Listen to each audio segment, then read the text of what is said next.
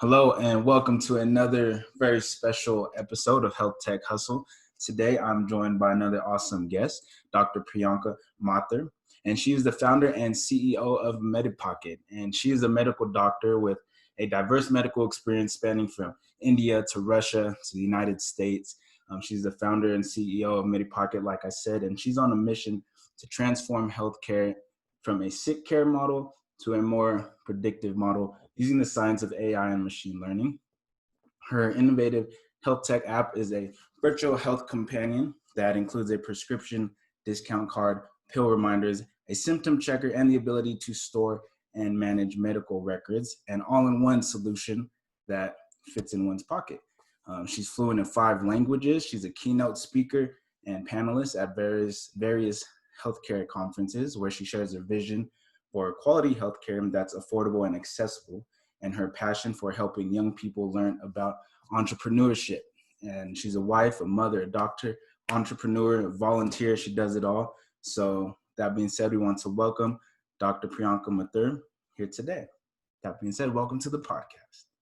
Thank you. Thank you, Rodney, for having me. It's fun. Thank you. No problem. So yeah, let's kind of just jump into it. Why don't you give people a little more in-depth background on the intro I just kind of gave, and let people know who you are and how you came to what you're doing in the field. Sure. So my name is Dr. Priyanka Mathur, and I'm an internal medicine doctor and founder CEO of a health tech company called Medipocket here in Los Angeles, California. And how I went into health tech is before I went into healthcare. So my passion in healthcare actually started very, very early when I was very young. And I was born in India. And I went to Russia, St. Petersburg, for my medical school. There where I did my medicine and went back to India to practice as a physician for a few years and then came to United States. As being into different healthcare systems, the saying of United States, Russia, and India, what I experience every day, seeing my patient coming into the system overwhelmed, they're lost, confused, and sometimes it's expensive in most of the cases for them, which results in inefficient treatment outcome. And while I was seeing the technology helping in various other industries like telecom, e-commerce, other industries were using technology to make it efficient, accessible, I wanted to use that technology in healthcare in a way where we can simplify our system more for the patients to make them more informed and involved in their care. And that's how I got into starting this vision called Medipocket. Awesome. And so you started your career on the healthcare side as a doctor, and you've had a long journey going Miss International all over multiple countries, right? And just performing your practice, and you were able to identify a common problem, just like a lot of people, and then you decided that, hey, there's no solution that I'm satisfied with. Let me go out and create it. And so that's how you came across Medipocket. So can you kind of talk about how that process from concept to actual tangible company and what that was like for you? Sure. So it's been very, very, very interesting, both in a hard way and a fun way. But first, I think it was, as a doctor, I could see the problem. But sometimes when you are in a system which has been like this for years, for decades, for people, it's hard to see that there could be a solution. Like, could there be a different way than what has been going on? So I think for me is to point out that problem, bringing into in the knowledge to the healthcare professional, to the system, and to the patient was the first challenge. Addressing the problem or telling the problem, which I think, again, to recap a little bit on the problem side, is our current healthcare system is a sick care. It's very fragmented, it's non-transparent and expensive. By putting that in numbers, to give you just the number how it is in 2019, the US alone spent $3.1 trillion on healthcare expenditure. That puts us to be number 1 in the healthcare cost expenditure in the world, but 33rd in the position of the quality of care, which is very well, we can see how we are handling this pandemic, the coronavirus pandemic. Mhm. The country, which is the most advanced country on the earth, could not efficiently handle it. The healthcare system couldn't handle it. It was overwhelming, inefficient. The reason behind is that the healthcare was always been neglected by various sectors. And the technology infusion in the healthcare, when I say, it's not that the healthcare doesn't have the technologies or the advancement for the modern ages, but what happens is it's only on a very top level. When I say top level, it's like advanced MRI machines, CT scans, uh, finding the cure for very, like diseases like cancer or all these kind of diseases, which is very important. It is needed. But Mhm. that is not what the day-to-day interaction of common people is with healthcare. The common day-to-day interaction is primary care, which is still the same complex, fragmented, expensive system. So I wanted to bring solution to that day-to-day interaction of the people, of the patients or their caregivers, by bringing the solution of simplifying primary care, making it a kind of a micro care ecosystem, which is hyper personalized, keeping the core of transparency, affordability, and accessibility. So that being said, that was like, was is the mission still to do it. Now bringing that to the market, making people understand the problem, and then the solution, sorry, uh, the solution was a little bit a different journey to go through. I had little layers of obstacles, just because being a woman, being an immigrant, and being a person who's not technical from any Ivy League school. Yeah. So that was quite of obstacles I have to jump through. But it has been an interesting journey. I would always say, when you try to go into any journey, make yourself available to learn from whatever come your way. For me, a learning was technology. Mhm. I would not say I'm still like a software engineer, but I still do understand now a lot of stacks or technology that we are using on our platform, so that I can be firsthand involved, bringing that solution with my engineers. So yeah, so that's how Medipocket journey so far has been. Awesome. So, like I said, you started in healthcare and you had to try to transition into technology, right? Because your specialty is healthcare, but in order to create some sort of software technology, you kind of had to educate yourself on that part of the process. And as a doctor, you're more of an employee, or unless you own your own practice or whatnot, but you're working in healthcare. But then when you go and start a company and create an app or create some sort of software from the ground up, that's more entrepreneurial. And so can you speak on that transition from employee over to entrepreneur and how that was for you?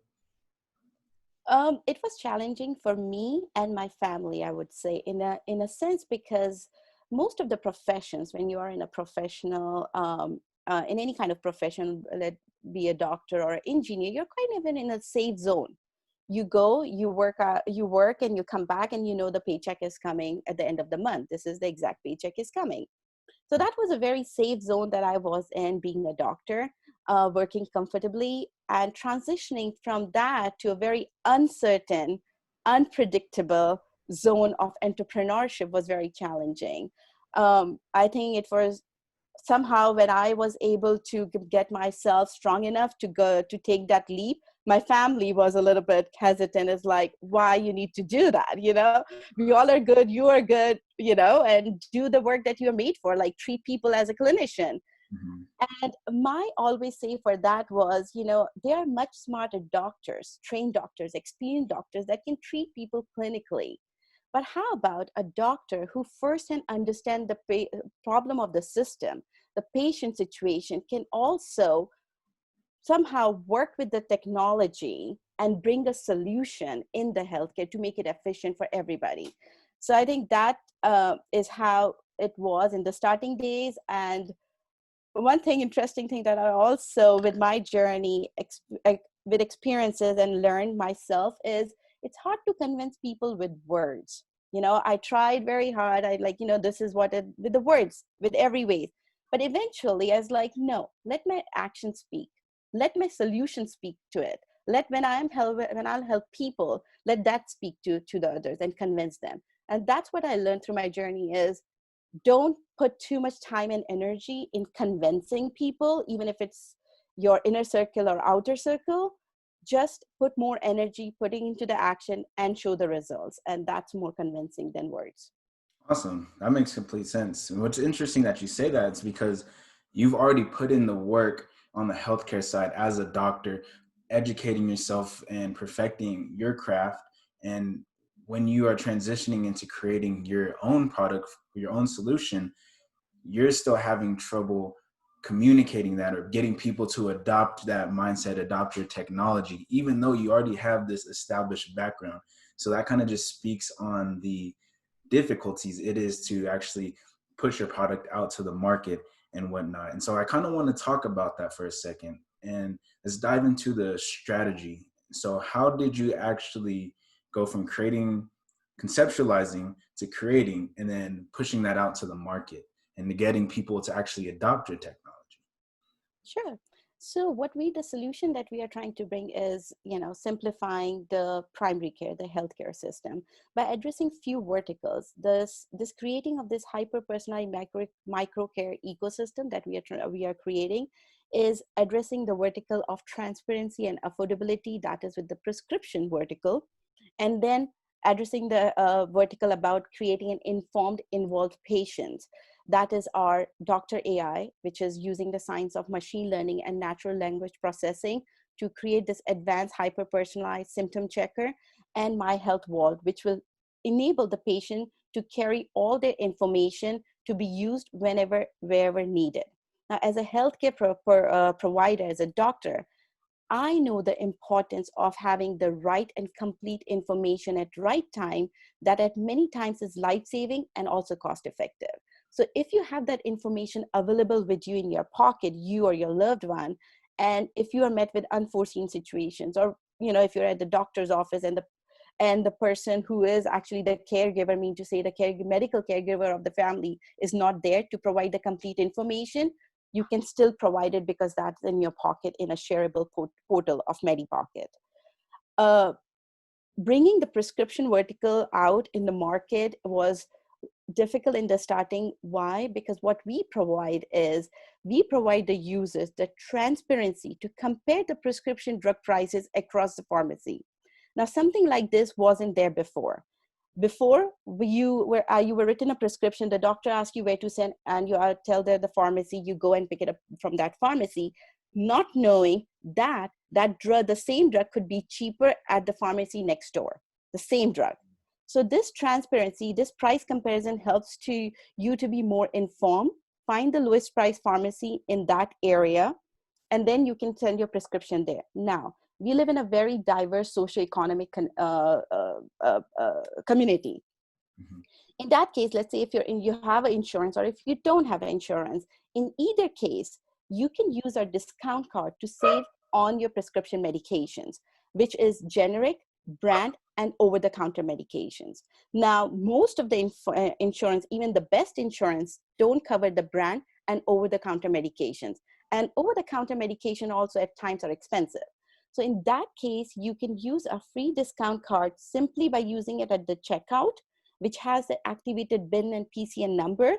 You just show it at the pharmacy, they put that in the system and give you the discount, saving the time from the authorization approval process, and you do the savings on demand. So that vertical is actually got very good traction because, as I always say, two things can get people attention: is either you give them money or you save them money. So we cannot give, but we save. Awesome. That's a good quote right there. Use that. That's interesting. And so when it comes to like your actual strategy, like obviously, like you said, what's working is just saving people money. But after like listening to you, there's really two different relationships going on. It's your Medipocket directly to the consumer, but Medipocket also with the pharmacies, correct? And so how are you facilitating like that sort of communication with the pharmacy, and how does that differ between your message with the actual consumers?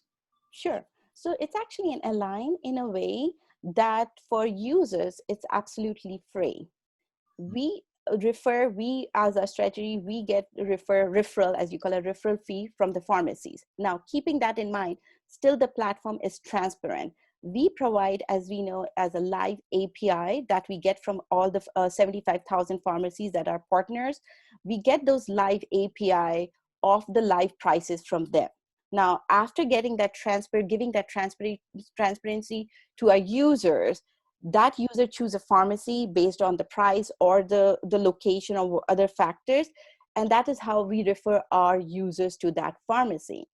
To the pharmacies, getting them on board was a little bit, in the starting was a little challenge, just because when the system is non-transparent, they can put whatever price they want to the prescription drug, because there's no way you to compare between the pharmacies. But now the challenge is we are providing you the platform where they can see the price of the prescription drug ahead. Mm-hmm. So for pharmacies, that was a little bit not very welcoming in starting.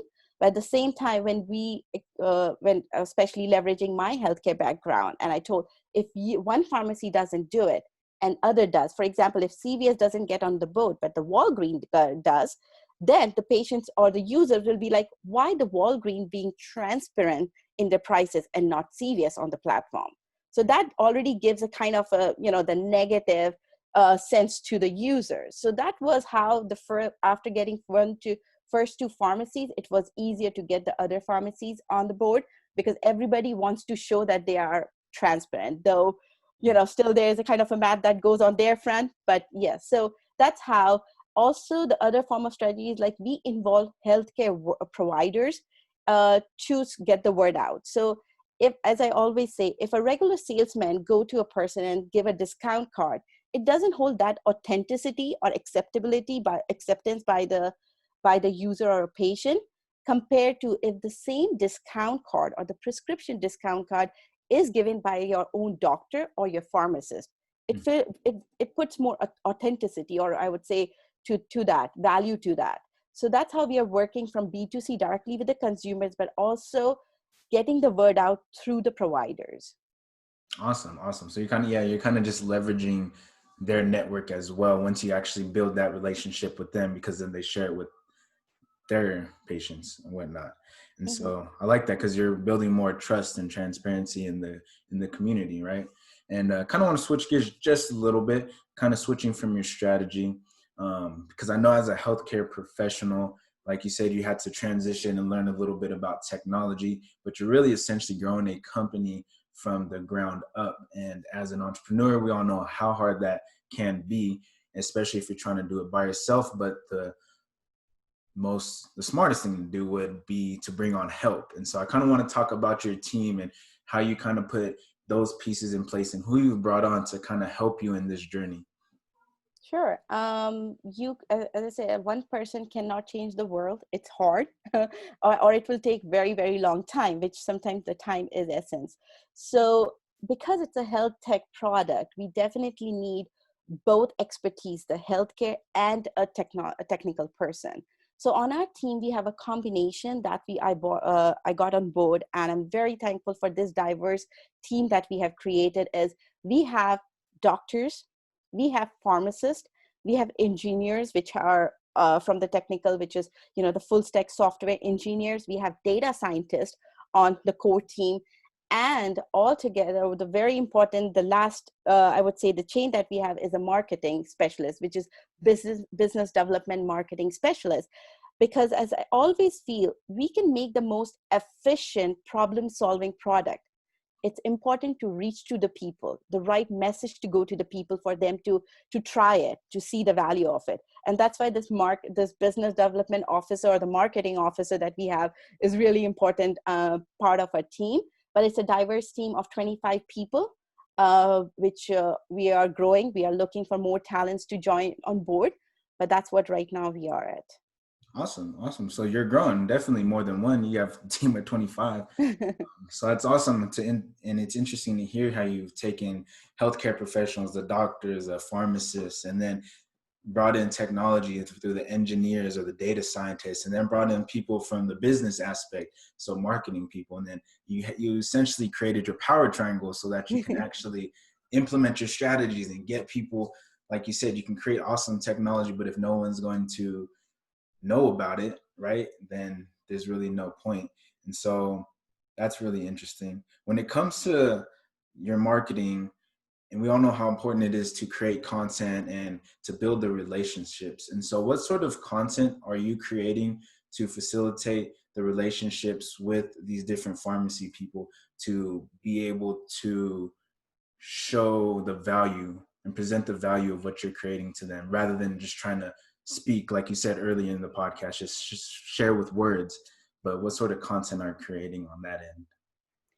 So as far as my contents are quite very, it comes through a lot of channels. The one is I'm very active in the speaking part of it. So, the conference, especially the healthcare conferences that I go and speak, which actually build a very live content about. So, and then I touch a very different aspects about the healthcare transformation, keeping patients in at heart, using artificial intelligence to augment healthcare providers, which I always in my talk is a part, which as a healthcare provider, sometimes we get little intimidated about, is that the artificial intelligence will replace doctors.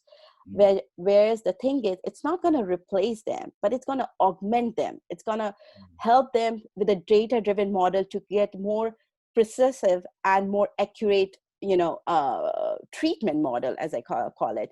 So that's what the content is more created on that front. But at the same time, we also keep the updated content. For example, right now, in this pandemic, the coronavirus situation, there's a lot of information which is not coming from the right sources sometimes, because sometimes when there's a lot of scattered information, it's hard to know which one to follow, which not to do.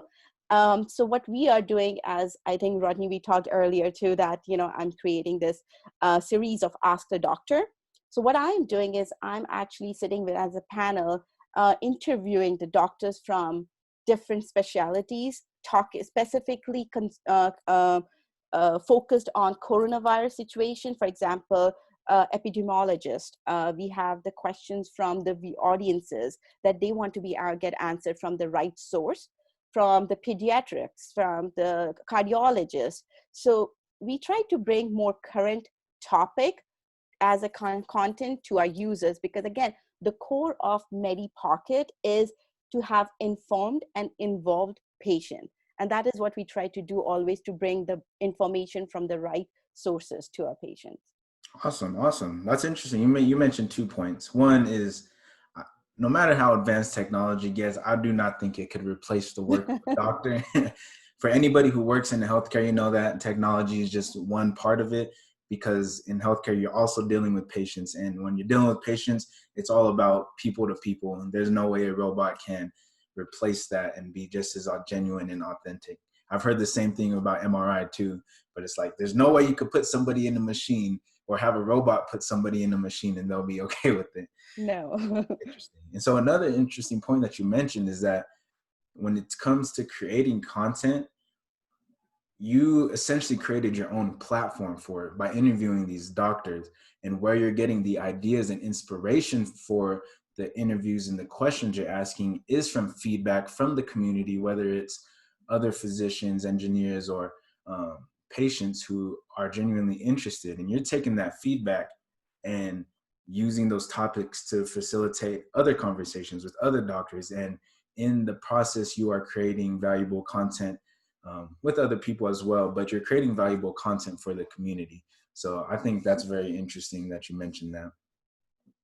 And so another thing I want to ask you is that you have a strategy, you created your platform, you have a team, and you have 25 people working together. And so how do you manage all that? What tools or tech stack are you currently leveraging to help keep all these pieces of the puzzle together?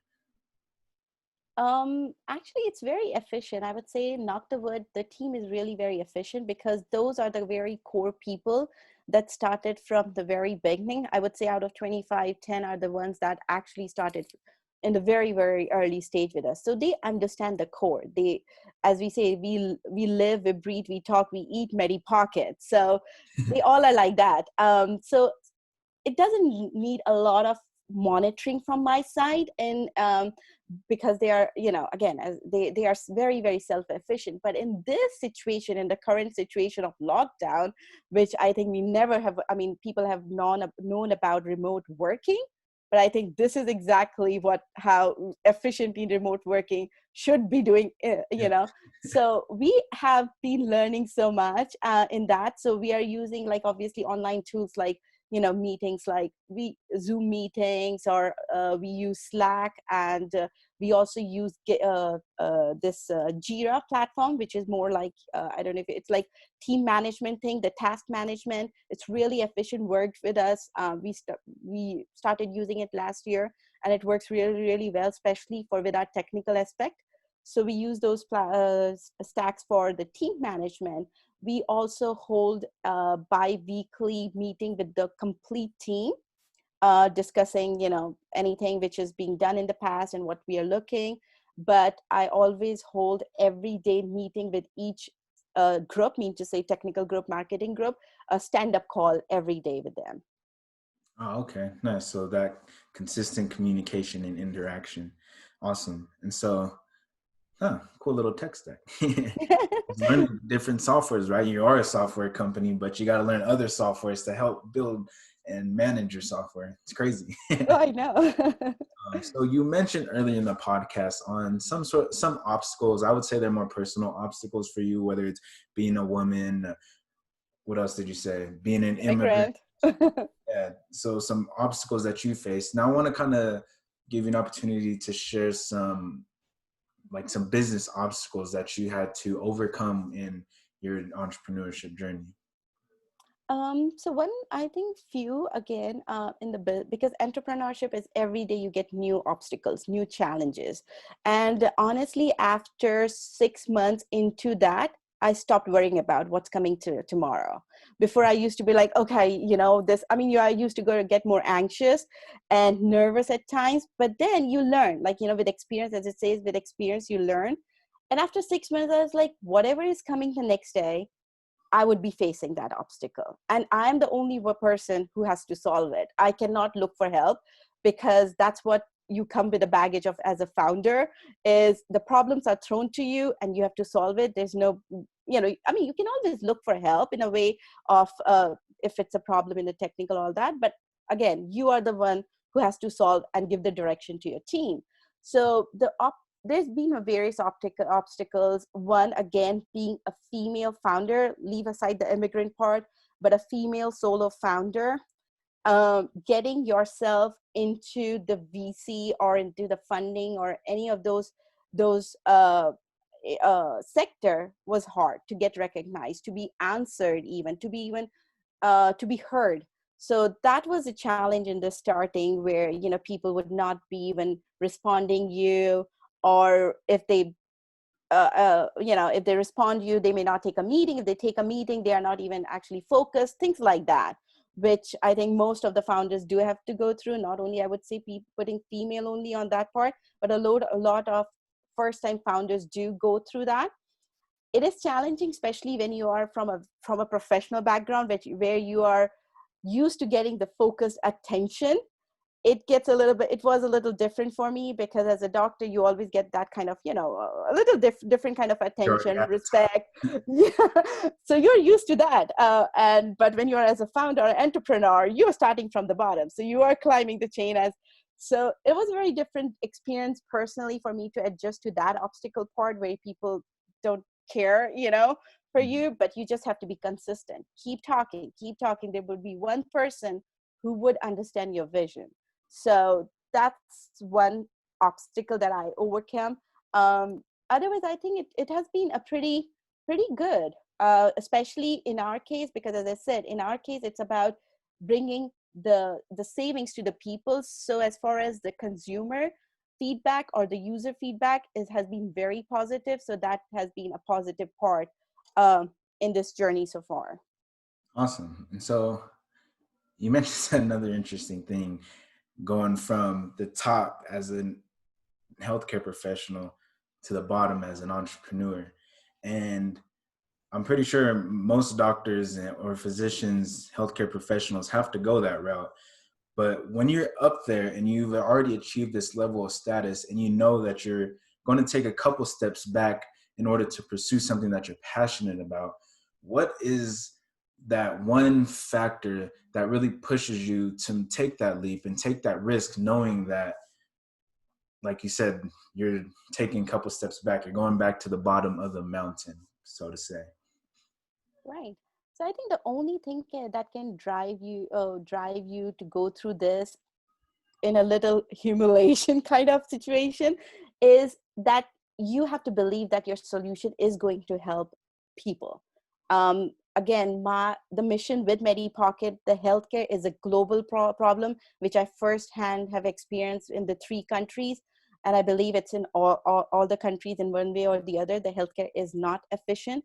So the only thing that keeps you going is your mission, and you believe in your mission. And I'm not saying be blindfolded and like, oh no, what I'm doing is right. Obviously you take feedbacks, you have to adapt, pivot and all that. But the thing is, yes, I have to bring a solution. Because there is a problem, I have to bring an efficient solution, which I believe is going to help most of the people. So I think that is the only thing when I come out from any VC meeting or any of those kind of meetings where, you're at the bottom of the chain and and it's like, okay, just shut it off. It's okay. So yeah, It's just part of the process, right? To learn. it's part of the process. I think that's great advice to kind of end on. We're coming towards the end of the podcast.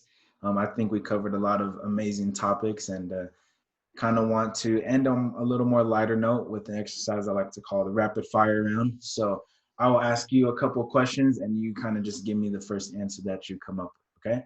Okay. Awesome. So question number 1, what is your favorite book of all time? So it's an Indian book called Mahabharata. It's a very spiritual, epic book with a lot of teachings of Krishna, which is not religious at all, but spiritual. So that's one of my all-time favorite. And who would you say is one of the most influential people in your life or career? My mom. Okay. I think that must be the most you have heard the answers, because for some reason mom always hold the upper position than dad. I don't know why, but yeah. Mom gets a top spot. Shout out to mom. What is one goal you want to accomplish this year? So our goal is 350,000 users with 3 partnerships with insurance companies and healthcare institutes. Awesome. Specific. I like that. Measurable. What is one piece of advice you would give to your 20-year-old self? Don't get scared. Don't be afraid to take risk. So as I said, come out of your comfort zone, take risk, and just go with the flow. Awesome. Well, that concludes today's episode of the podcast. I really want to thank you, Doctor, for jumping on and just sharing what you're doing in the health tech industry and how you are going about creating more trust and transparency in the market, and bringing more price transparency, like I said, into pharmacies and all that. And just really just sharing your journey as an entrepreneur, because I know a lot of people are in the same exact position as you are. And you never know who's listening. You may be able to say one small thing that could resonate with them as well. And that can have an impact on their story. So I just want to thank you for jumping on. Sure, thank you. And if the time allows, I want to thank you actually to create such a platform of HealthTech Hustle, because, the platform is very, very important. As I said, I mean, we can create the solution, but in order to bring that efficiently to most people, we need the platforms like you. And I know you have a little healthcare background with the technology mixed in it yours. So creating this, I know it's time consuming, and heads up to you that you do that. You bring on different entrepreneurs.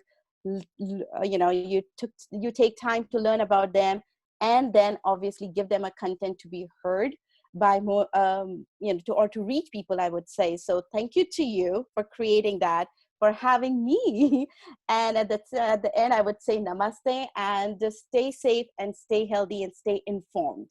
Awesome. Well, thank you. I appreciate that acknowledgement. That's really my goal, is just to really collaborate and connect with as many like-minded individuals as I can. I know there's a lot of new innovations and opportunities out there, and a lot of awesome people doing really awesome things in this sector. And I just wanted to create a platform just to share their message, because I know, for example, you may talk to your family or something about this, and they may not even care or have no idea what you're talking about. But if we can create a like-minded community and create valuable content and put that in there, then it only grows from there, as long as it's valuable. Before we end, though, is there anything else you want to share? Where can people find you on social media? Any websites that you would like to promote? Sure. I love connecting to people, first of all. Doesn't matter if they're healthcare, technical, any background. I love to connect. They can connect me on LinkedIn at Priyanka Mathur, MD. They can download the Medipocket app, which is free to download and free to use with a free discount card to save up to 80%. They are available on App Store and Google Play as Medipocket.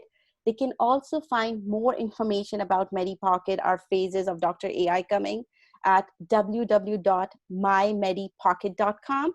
And any partnership, any inquiries, we try to respond like in 24 hours. So please reach out. Awesome. And then I'll include all the links and whatnot in the description and the show notes below. So with that being said, Dr. Priyanka Mathur, thank you for your time. Thank you, Rodney.